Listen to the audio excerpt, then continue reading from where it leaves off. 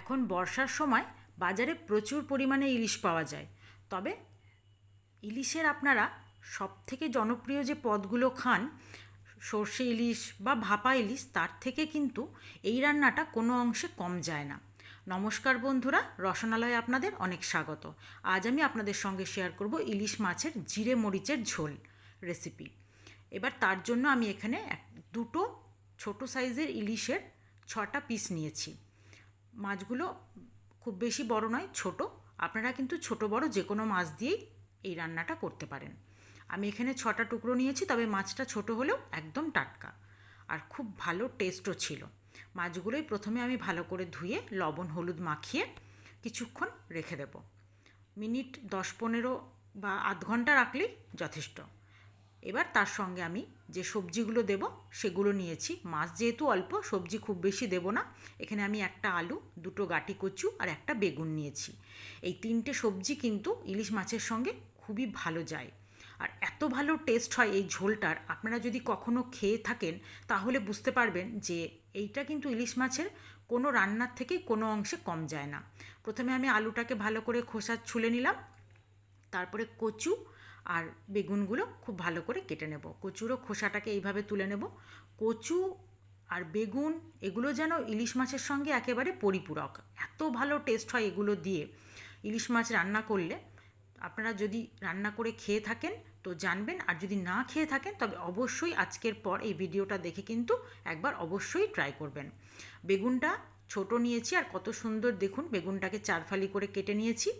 আলুগুলোকেও আমি 3 ফালি করে হাফ হাফ করে 6টা টুকরো করে নিলাম। আর কচুগুলোকেও মাঝখান থেকে লম্বা করে কেটে 4টে করে টুকরো করলাম। দুটো কচুতে 8টা টুকরো হলো। ঠিক এরকম লম্বা লম্বা করে সমস্ত সবজিটাই কিন্তু ফালি করে কেটে নিয়েছি। এবার আমি একটু জলে ভালো করে ধুয়ে নেব। কচু আলু বেগুন 3টে সবজিকেই জল থেকে ধুয়ে তুলে নেব। তার সঙ্গে দিয়ে দেব 4-5টা কাঁচা লঙ্কা। কাঁচা লঙ্কাটা এখানে আমি এটা গোটা দেব, কিছুটা বাটাও ব্যবহার করব। এরপরে আমি এখানে কড়াইয়ে সর্ষের তেল গরম করে নেব, তারপর মাছগুলোকে ভেজে নেব। এই ঝোলটার নাম যেহেতু জিরে মরিচের ঝোল, তো মরিচ বলতে তো আমরা কাঁচা লঙ্কাকেই বুঝি, আবার অনেকে গোলমরিচকেও বোঝায়। তবে কাঁচা লঙ্কা দিয়েই আমি ঝোলটা করব আর এতটাই টেস্টি হবে, আপনারা করলে তবেই বুঝতে পারবেন। এরপর আমি মাছগুলোকে খুব বেশি ভাজবো না। আমি এমনিতেও যে কোনো মাছ খুব বেশি ভাজা পছন্দ করি না, আর ইলিশ মাছ তো একেবারেই নয়, কখনোই কড়া ভাজা ভালো লাগে না। হ্যাঁ, যদি একমাত্র মাছটা ভাজা খান তবেই একটু কড়া ভাজা খেতে ভালো লাগে, নচেত কিন্তু ইলিশ মাছ বা যে কোনো মাছ হালকা ভেজে খাওয়াটাই ভালো। এরপর তেল যেহেতু আমার বেশি আছে, আমি ওই তেলের মধ্যেই বাকি মাছগুলো ভেজে তুলে নিয়ে আমি এবার ওর মধ্যে কচু আর আলুটা একসঙ্গেই ভেজে তুলে নেব। তার মধ্যে একটু হলুদ আর লবণ ছিটিয়ে ভাজাটা করব। আপনারা কিন্তু চাইলে যদি তেল অল্প থাকে তাহলে অল্প অল্প করে কচু আর আলু একটা একটা করেও ভাজতে পারেন। আমার কিন্তু যেহেতু তেলটা বেশি ছিল, আমি কচু আলু দুটো একসঙ্গে ভেজে তুলে নিচ্ছি। আর দেখুন কত সুন্দর লাল করে ভাজা হয়ে গেছে কচু আলুটা, একদম সুন্দর করে ভেজে নিয়েছি লবণ আর হলুদ দিয়ে।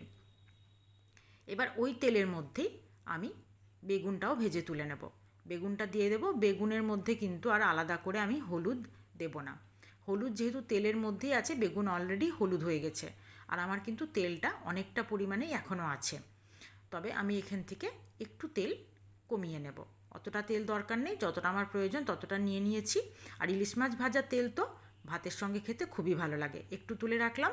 এরপর ওই তেলের মধ্যে কালো জিরে ফোড়ন দিলাম, 1 টেবিল চামচ আদা বাটা, 1 টেবিল চামচ কাঁচা লঙ্কা বাটা, 1 টেবিল চামচ জিরে গুঁড়ো আর হাফ চামচ হলুদ দিয়ে আর স্বাদ অনুযায়ী লবণ, সবকটা একসঙ্গে দিয়ে এবার আমি খুব ভালো করে তেলের সঙ্গে মশলাগুলোকে ভেজে নেব। এই টাইমটায় একটুখানি সুন্দর করে ভাজতে হবে। তারপর দিয়ে দেব সামান্য চিনি স্বাদের জন্য।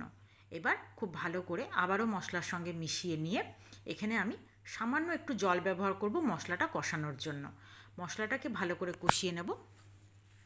কষিয়ে তারপর আমি যখন মশলা থেকে একদম সুন্দর করে এরকম তেল রিলিজ করবে, তখন আমি যতটা ঝোল রাখবো সেই অনুযায়ী আমি এখানে জলটা দিয়ে দেব। এরপর আমি এখানে সবজিগুলো মিশিয়ে দেব, ভেজে রাখা সবজিগুলো। তারপর ঢাকা দিয়ে ফুটতে দেব। নতুন পুরনো সকল বন্ধুকে আমার চ্যানেলে স্বাগত জানিয়ে যে সকল বন্ধুরা নিয়মিত আমার ভিডিও দেখছেন তাদেরকে আমার অসংখ্য ধন্যবাদ। আর যে সকল বন্ধুরা আজকেই প্রথম আমার ভিডিও দেখছেন, এখনও চ্যানেলটি সাবস্ক্রাইব করেননি, তারা প্লিজ চ্যানেলটি সাবস্ক্রাইব করে পাশে থাকা বেল আইকনটি প্রেস করে দেবেন। এরকম সুন্দর সুন্দর ভিডিওর নোটিফিকেশান সব আগে আপনাদের কাছে পৌঁছে যাবে। আর যে সকল বন্ধুরা ফেসবুক পেজ থেকে ভিডিওটি দেখছেন তারা অবশ্যই আমার পেজটি ফলো করে দেবেন। এবার মাছটা দিয়ে দিলাম, তারপর সামান্য 2-4টে কাঁচা লঙ্কা চেরা দিয়ে একটু ফুটে উঠলে আমি গ্যাসের ফ্লেমটা অফ করে খানিকক্ষণ ঢাকা দিয়ে রেখে এরপর নামিয়ে নেব। আর তার আগে দেখে নিলাম সমস্ত কিছু সবজিগুলো সেদ্ধ হয়েছে কিনা। আর আপনি দেখেই বুঝতে পারছেন এখানে কিন্তু সব কটা সবজি সুন্দরভাবে সেদ্ধ হয়ে গেছে, কিন্তু বেগুনগুলো দেখুন একটুকু কিন্তু গলে যায়নি। ঠিক এইভাবেই আপনাকে নামাতে হবে। আর আপনারা দেখেই বুঝতে পারছেন ঝোলটা কতটা সুস্বাদু হয়েছে আর কতটা লোভনীয়। আপনারা যদি এই রেসিপি আগে না ট্রাই করে থাকেন, অবশ্যই একবার এইভাবে ইলিশের জিরে মরিচের ঝোলটা ট্রাই করুন। আশা করি খুব ভালো লাগবে। আর আপনাদের যদি আজকের আমার এই রেসিপি ভালো লেগে থাকে অবশ্যই একটা কমেন্ট করে জানাতে ভুলবেন না। আর ভিডিওটি ভালো লাগলে তো অবশ্যই লাইক, শেয়ার ও কমেন্ট অবশ্যই করবেন। আজকের ভিডিও এই পর্যন্তই। আবারও দেখা হবে অন্য নতুন রেসিপির সঙ্গে। ধন্যবাদ।